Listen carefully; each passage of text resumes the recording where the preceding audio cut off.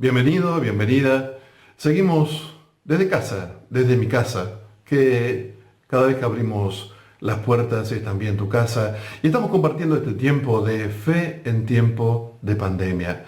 Unos espacios en los cuales podemos estar cerca, a pesar de estar aislados y de estar confinados cada uno en su casa. Pero gracias al Señor tenemos estos medios que nos permiten encontrarnos, estar mucho más cerca. Y en estos tiempos compartimos o intentamos compartir tiempos de reflexión, de meditación, de ánimo, de poder asentar nuestro día y nuestra vida en la presencia y la palabra de Dios. Y en estos días que estamos confinados y en los cuales nuestra ventana al mundo exterior es o los medios de comunicación o literalmente la ventana de nuestra casa, cada día el Señor me está dando una reflexión conforme a qué vemos o qué no vemos en nuestras ventanas o a través de nuestras ventanas. Y hay algo que he hecho en falta ver desde mi ventana, desde hace varias semanas, y es ver a los niños jugando afuera, con libertad, en la calle, poder pasear, jugar. Yo recuerdo mi niñez, claro, hace bastante tiempo, pero una característica que tenía mi barrio de la niñez y esas épocas era que se podía jugar con tranquilidad en la calle y salíamos varios y bueno, además de hacer algunos líos, pero también jugábamos, corríamos, nos escondíamos, usábamos diferentes cosas, pero con libertad en la calle. Podíamos corretear, podíamos tener esa posibilidad de jugar sin límites dentro de lo que nuestros padres nos permitían y los horarios que los padres nos imponían. Los horarios de la siesta, por ejemplo, eran casi sagrados porque había que dejar dormir a los vecinos. Había que volver a casa al caer el sol, también para tomar la merienda por la tarde. Pero podíamos jugar con libertad en la calle. Pero en estos días, desde mi ventana no puedo ver niños. Están confinados. Y claro, eso es un problema para muchos padres, porque tener uno o varios hijos encerrados en casa, a veces en un piso donde el espacio no sobreabunda, donde las actividades diarias se convierten en rutinarias, en aburridas, y es todo un desafío. A veces algunos padres se ven, bueno, a veces o diariamente los padres se ven en estas situaciones probados en la paciencia, el tener que estar lidiando con niños a veces inquietos durante muchas horas, la dificultad de entretenerlos. Y cuando se ve probada nuestra paciencia, una de las cosas que se ve puesta a pruebas es, sin duda, el amor. Porque la paciencia y el amor van íntimamente relacionados. Es mucho más fácil ser pacientes cuando amamos, porque el amor es paciente. El amor realmente cubre multitud de faltas, dice la palabra de Dios. Y en este contexto, el amor a nuestros hijos o a nuestros nietos hace o debería hacer la diferencia en este tiempo donde el tener entretenidos, el tener quietos a los niños es muy difícil. El hecho de ser pacientes, de comprender la situación, el hecho de poder derramar nuestra comprensión como adultos es algo que marca la diferencia. Obviamente no voy a dar consejos sobre cómo ser paciente con los hijos, no voy a hablar de eso en esta mañana, porque además, bueno, mi experiencia ya es lejana. Yo ahora soy abuelo y no tengo ningún niño en casa. A veces, como hace unos minutos, nos comunicamos con nuestra nieta a través de videoconferencia, pero al fin y al cabo quien está todo el día con ella es mi hijo, es mi nuera, son los que tienen que lidiar, en este caso con una niña como Chloe, muy activa y muy activa e imparable. Y mantener niños confinados es difícil. Pero a mí lo que me llevaba a reflexionar este hecho de que los niños estén encerrados y la paciencia que hay que tener a estos niños encerrados es cuán a menudo nosotros, los adultos, sí, tú y yo, los hijos de Dios, como adultos, nos comportamos frente a Dios como hijos inmaduros, rebeldes, caprichosos. ¿Cuántas veces el Señor nos mirará y dirá, uff, otra vez la está liando parda, otra vez me está probando en mi paciencia? Pero hay una ventaja que corremos con nuestro Dios y que Él tiene un amor perfecto y por tanto su paciencia es perfecta. Pero ¿de dónde derrama el Señor ese amor hacia nosotros? ¿Cómo nosotros podemos ser partícipes de esa relación de amor como hijos?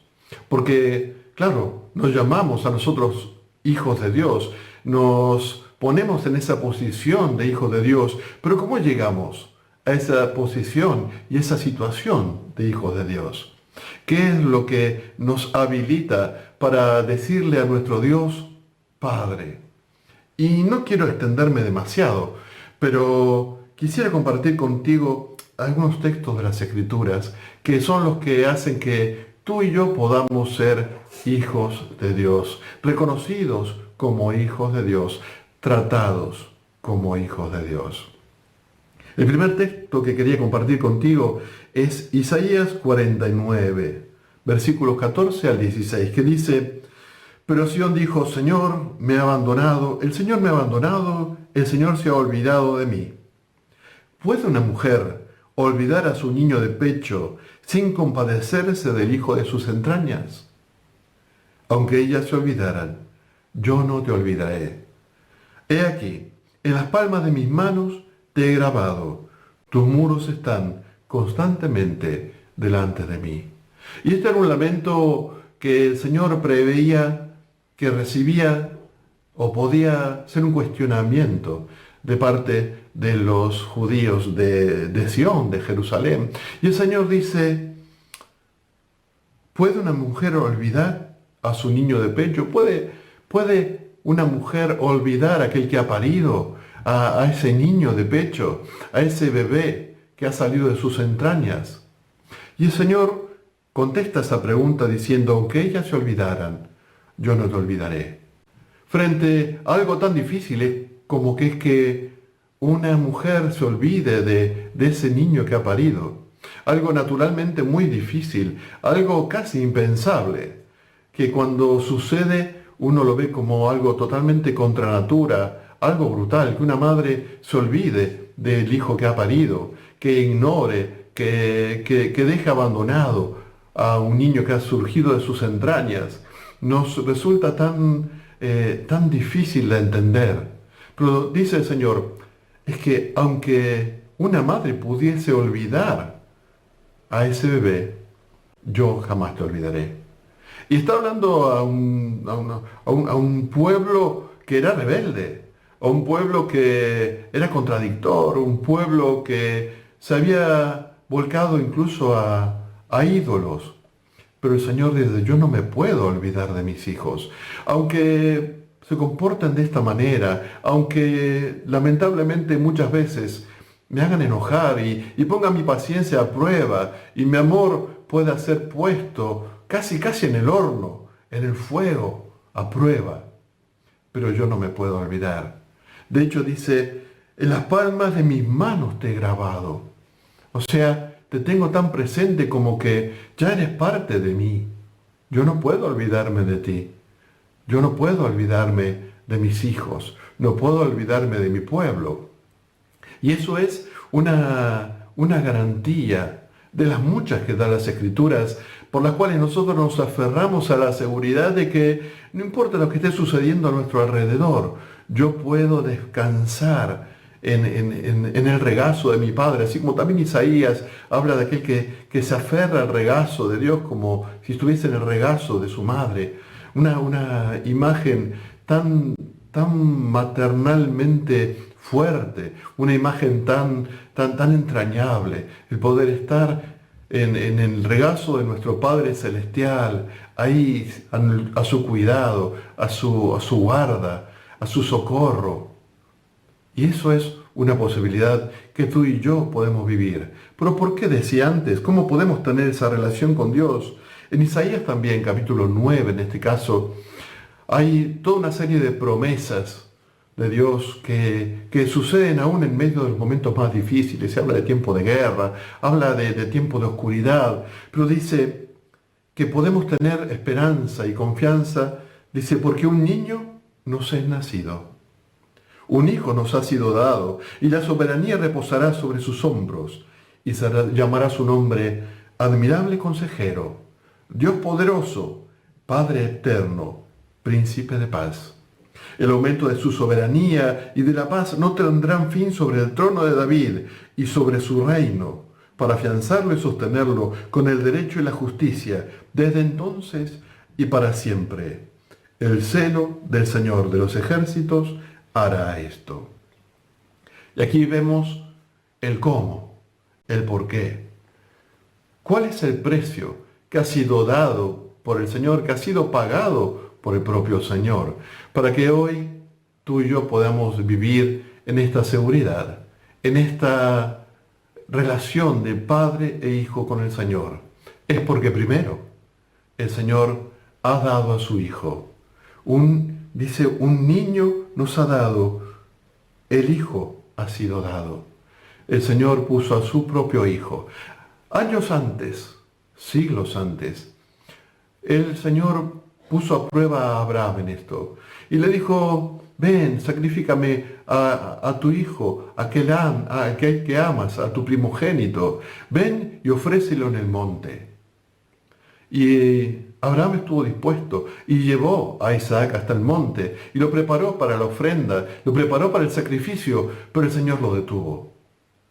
Era una prueba para el corazón de Dios, para el corazón de Abraham, pero también era una señal de un sacrificio que el Señor llevaría a cabo siglos más adelante en el propio lugar, y que sería un sacrificio entregado hasta el final.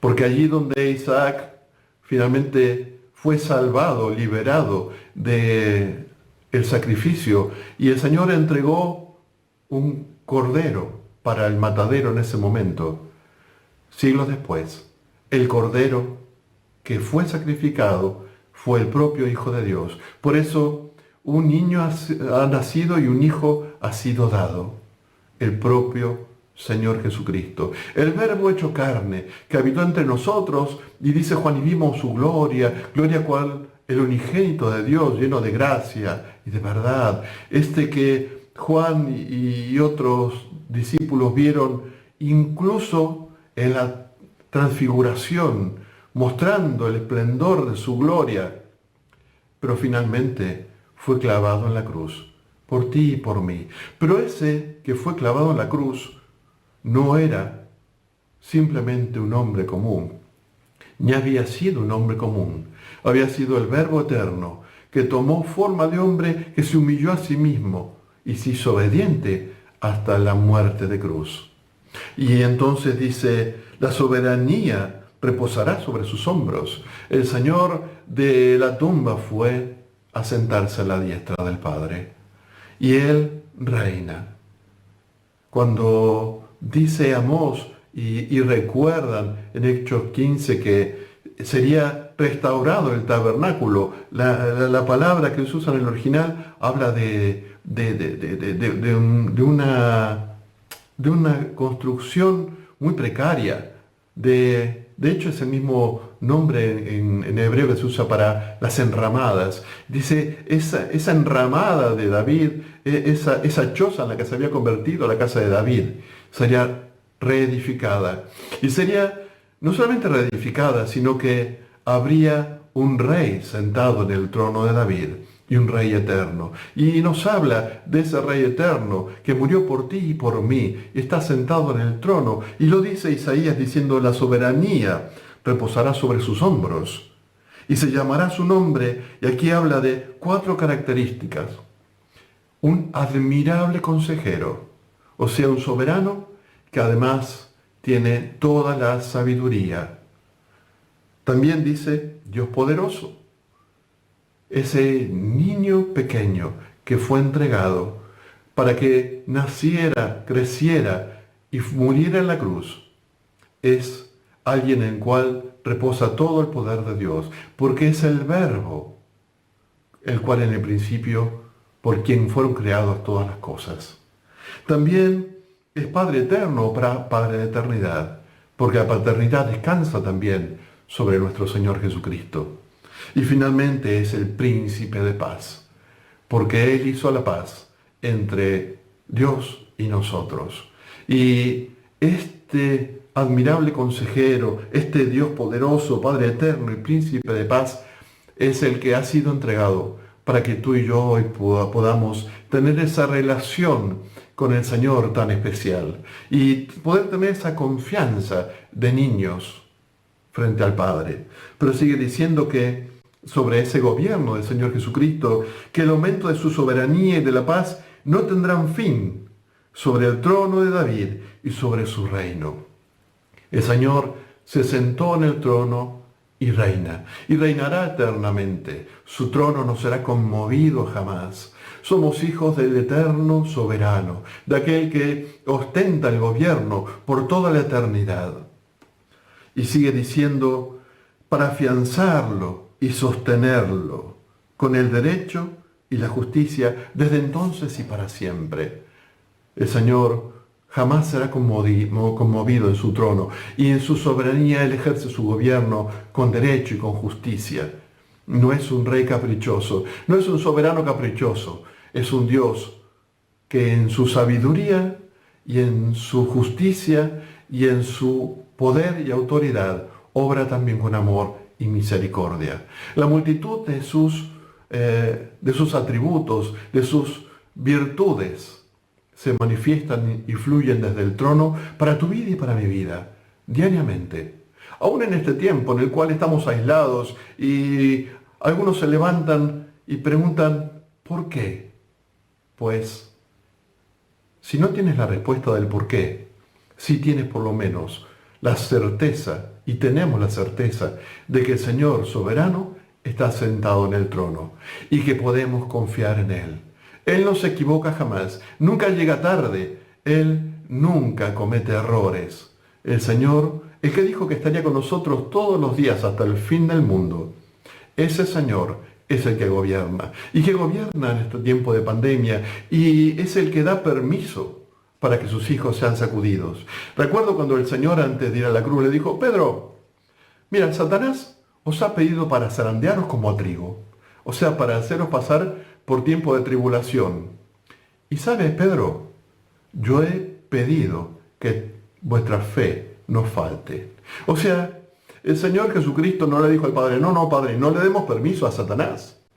No, lo que dijo fue, vamos a hacer que a estos mis pequeños no les falte la fe, porque la fe es un don de Dios. Y en este tiempo, el Señor sigue intercediendo delante del Padre, pidiendo que tú y yo tengamos ese fluir constante de fe que viene desde el trono de Dios. Recuerda que el fruto del Espíritu Santo que mora en ti y mora en mí, si hemos nacido de nuevo, si nos hemos reconciliado con Dios por la muerte de Cristo, ese fruto, entre otras cosas, tiene la fe como manifestación. Tiene muchos. De hecho, Pablo en Gálatas enumera 9 características de ese fruto.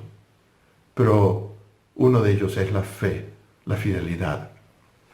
Y por eso sigue diciendo también que el celo del Señor de los ejércitos hará esto. El Señor es celoso. Y dice Santiago que el Espíritu Santo nos anhela celosamente. El Señor anhela tu compañía, nos anhela a nosotros, anhela nuestro cuidado, anhela nuestra comunión, anhela que tú y yo seamos hijos, que vivamos de acuerdo a sus caminos, pero además que andemos cerca de Él. No es un Dios que simplemente establece normas, es un Dios que lo que quiere es una relación. y una relación de cercanía. Y ese niño tan especial nos fue dado. Ese hijo nos ha sido entregado. Creció para morir en la cruz y resucitó para salvarnos y sentarse en el trono para que haya una relación. Y una relación correcta y una relación perfecta como la que nos ha sido dada con el Señor. Una de las cosas que también genera es confianza. Hay confianza. Podemos descansar en el amor. La palabra de Dios nos dice que el perfecto amor echa fuera el temor. Y el perfecto amor es el que Dios tiene para ti y para mí. Y entonces, ¿cómo voy a temer si el soberano de todas las cosas pagó un precio tan alto por mi vida? Hoy está sentado en el trono y me ha dado esa salvación y Él me tiene en sus manos. Como leíamos antes, estoy grabado en sus manos. Y el precio para que yo estuviese hoy grabado en sus manos lo pagó Él mismo en la cruz. ¿Cómo me va a abandonar? ¿Cómo no confiar en Él? ¿Desconfiar de Dios? Sería casi como insultarlo. Es no reconocer o negar su amor, su gracia, su misericordia. O si creemos que no puede cuidarnos, estaríamos negando su poder y su soberanía. Pero Él puede y quiere. Y cuando permite, así como fue el caso de Pedro y los discípulos, ahí en ese tiempo de la pasión de Cristo, Él permitió que fueran zarandeados como trigo. Pero ¿sabes qué? Cuando se zarandea el trigo es para quitarle la basura, para quitarle lo que no sirve. El trigo, cuando se recoge los manojos, primero se lleva una era para separar, para despegar el grano de la paja. Pero luego hay que aventar, hay que zarandear esos granos de trigo para que el viento se lleve la paja y solamente quede el trigo, el grano útil. Y eso es lo que Dios hace cuando permite estas cosas en nosotros. El Señor tiene propósito con este tiempo en tu vida y en mi vida. Este aislamiento, este llamado a una cuarentena, a encerrarnos durante unos 40 días. Y el Señor ha hablado claramente de estos 40 días para que cuando terminemos con estos 40 días, 40, un número tan significativo en las Escrituras que ni siquiera puedo empezar a nombrarlo porque es tan vasto ese tema. Pero cuando termine, obviamente veremos fruto. Pero veremos fruto si permanecemos en confianza delante de Dios. Por tanto, mi llamado es a que te afiances en Él. Y si te sientes zarandeado, no importa, con más razón, como un niño que está encerrado, pero que no está encerrado en cualquier sitio, está encerrado, cobijado en la casa del Padre Celestial. Otro texto que quiero compartir contigo está en Juan, capítulo 1, versos 12 y 13, que dice: pero a todos los que le recibieron, les dio el derecho de llegar a ser hijos de Dios, es decir, a los que creen en su nombre, que no nacieron de sangre, ni de la voluntad de la carne, ni de la voluntad del hombre, sino de Dios. El Señor te escogió, y en un momento y de acuerdo a sus tiempos, su soberanía y su plan perfecto y personal para contigo, Él te rescató, te llamó, te limpió, te hizo nacer con una nueva naturaleza y te dio la potestad de ser hecho hijo suyo. Nos ha adoptado como hijos. Y si Él, que decidió tanto que naciéramos, porque dice que no nacimos de voluntad de sangre, ni de voluntad de carne, ni de voluntad de hombre, hemos nacido por la voluntad de Dios y hemos nacido por la obra del Espíritu Santo y hemos nacido porque el precio de nuestro rescate fue pagado en la cruz por el Hijo. Así que vemos la Trinidad obrando en la salvación. ¿Cómo no vamos a confiar? ¿Cómo vamos a decirle: Señor, yo dudo de ti, dudo de tu amor, de tu misericordia, o dudo de tu poder y tu soberanía?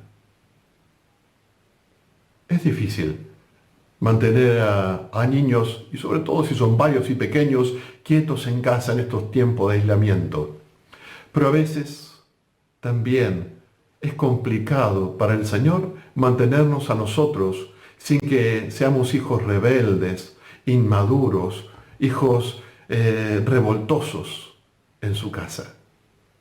Por tanto, yo te invito a que en este tiempo podamos madurar, podamos reconocer primeramente que tenemos este regalo de haber sido llamados para ser hijos de Dios, el haber sido llamados con su nombre. Ahora tenemos el apellido de Dios, así como yo tengo en la carne el apellido de mi Padre. Ahora también tengo en el Espíritu el apellido de Dios, porque he sido adoptado por Él. Y Él ha compartido una nueva naturaleza conforme a su imagen. Lo que se perdió con la caída de Adán y Eva, el haber sido creados a imagen y semejanza de Dios, ahora el Señor nos dio una nueva naturaleza conforme a sí mismo. Hay allí tantas cosas que no vamos a entrar, porque además supera incluso lo que puedo yo entender, mucho más lo que yo pudiera explicar.